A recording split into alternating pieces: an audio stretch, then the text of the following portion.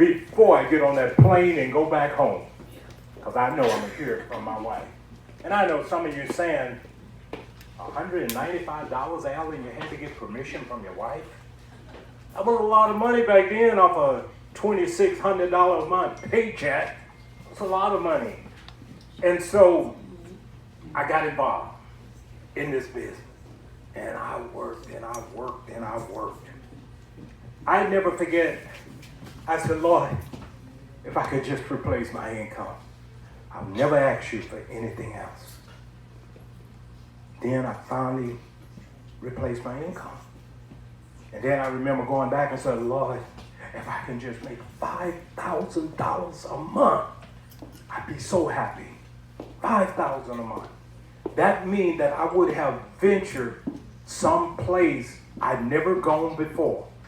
My paycheck hit $5,000 a month, and I had never, ever ventured into that zone, ever. I want you to imagine that.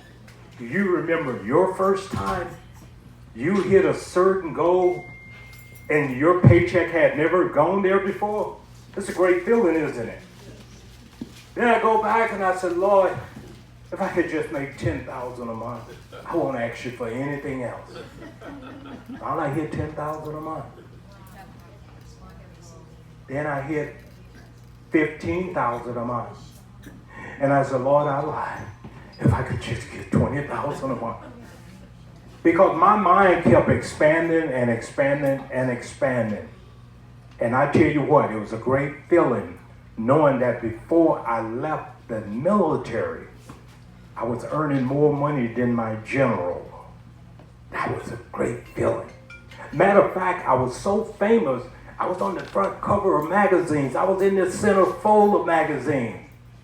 And the word got out that Sergeant Powell already know how he's going to take care of his family.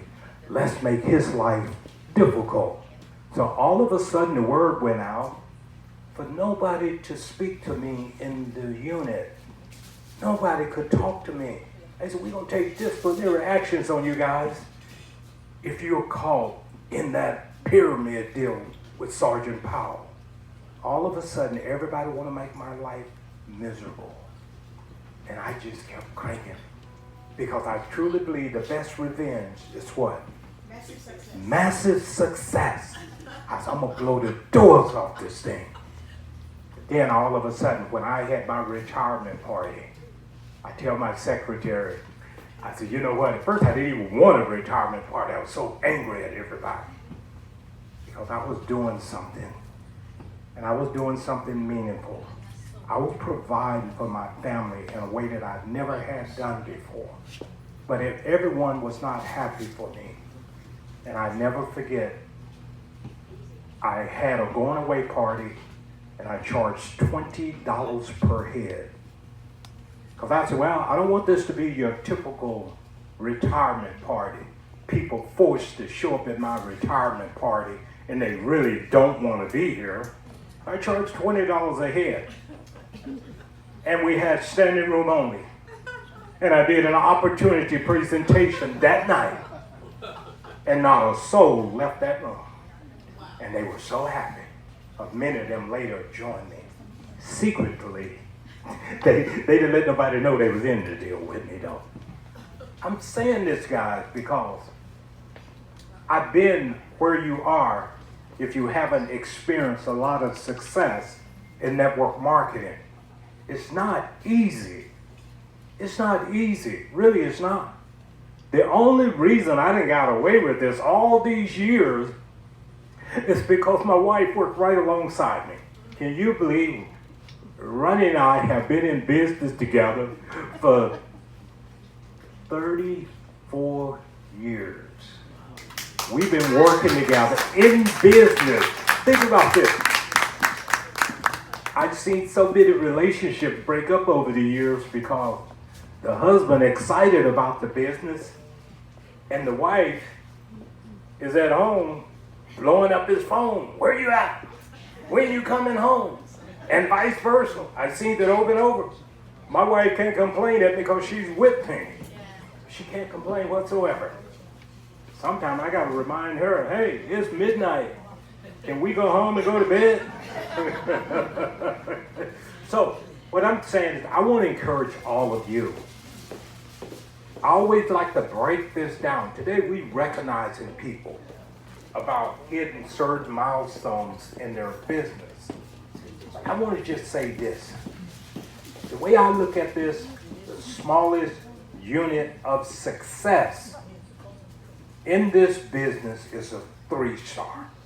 3-star. Who's a 3-star here today? If you're a 3-star, stand up. It's a big deal. It's a big deal. You have to experience the smallest unit of success in order to even think about getting the 4-star, the 5-star, the 6-star, the 7-star. You got to start with bite-sized pieces. And if you can't just go for that and do that, you're not going to make it. You're not. But I can tell you right now, every single one of you are on an equal playing field. What if I told you I'm no better at this than you are? The only difference between me and some of you in the room is that I got started before you, and now you multiply my efforts times 2. So it's 2 of us. So then when you put in the number of hours, I don't watch the clock. Who cares if I've been up for 12 hours, 14 hours, 20 hours? Who cares? I'm paying my price. Success comes with a price, doesn't it? How many of you are willing to pay your price? How many of you truly believe that you could make $100,000 over the next 12 months? How many of us believe that we could make $200,000 over the next 12 months? How many of us really believe it? Go out and get what's rightfully yours. It's here for the taking for those who want it. All of us can make money at this. Every single one of us. But you have to have a certain level of commitment. It comes with commitments. And you have to be consistent with what you're doing. Don't start, stop. I've been there. It's not fun. I've been there. And I know what it's like to try to do a dozen things at one time, and I wound up doing nothing good. I've been there. That's why Ronnie and I, we could probably split up our time and say, hey, Ronnie, you go work this business. I'll work the Sleepm business over here. But I know if we're working together, we're going to get there much faster. It's about collapsing time and speeding it up. I'm on the clock. I don't have 10 years to make my millions here. I don't have 5 years to make my millions here. I'm getting older. Some of y'all look at me and say, hey, yeah, we know. It shows. I'm like, okay, y'all can be nice to me. Come on. Look at Two-Row. She giving me a hard time. I think I done aged probably 2 years since I stood up on this stage. Do you realize, guys, I don't even like speaking in front of the room. I get butterflies every time I get in front of a room with more than 10 people. I get butterflies. The only difference now is that they tend to fly in formation now. But I remember, I'm going to tell this story and we're going to move on. And probably some of you guys who know me, you know every time I get in front of the room, it's just a series of stories. I always say the best storyteller would make the most amount of money. I'm a storyteller. That's what I am. Now, I remember years ago, Ronnie and I, we driving down to an opportunity presentation. We get into a fight about who's going to do the presentation. She didn't want to do it. I didn't want to do it. I said, well, if you're not going to do it, and if I'm not going to do it, how in the world are we going to make any money? We were both scared to death to do the presentation. You see, this is about stepping outside your comfort zone. No one feels comfortable doing certain things, especially when it's new to you. And I can tell you right now, I can remember my first day here. I remember sitting, the chairs was turned the opposite way, facing me. But I remember sitting right here, Ronnie was there, I was sitting here, and we right on the front row. Ronnie was taking notes. And I said, I just better listen, otherwise I'm gonna miss something. And I came week after week after week. And a lot of weeks, guess what? It was just the two of us in the room. So I pretended that Ronnie was my guest, and she would pretend that I was her guest sometimes. You see what I'm saying? And that's what kept us going week after week after week, instead of turning into a carpet kicker or floor kicker. You know what you know what I'm talking about? Some people, they show up and they prance across the floor. It's all darn it. They promised me they was coming. Where are they? They promised me they was coming, but they're not here. They promised, and they're not here. We all been through that, right? Guys, go through the numbers. This is a numbers game. We're never going to run out of people. This is Southern California. Is there enough people to go around? There's plenty to go around, right? We shouldn't be calling the same old person 100 times trying to get them to come to the opportunity meeting. We don't have to. Get new people. GNP. Let me hear you say GNP. Can I hear you say it? Act like you mean it. GNP. You know what GNP stands for, right? Get new people. That's what it's all about. The whole business is about new people. I'm so happy to be here today. I'm so happy that we have the leadership here. I want to thank Ms. Emma for being a great leader, you know, over the past 8 months that I've been here.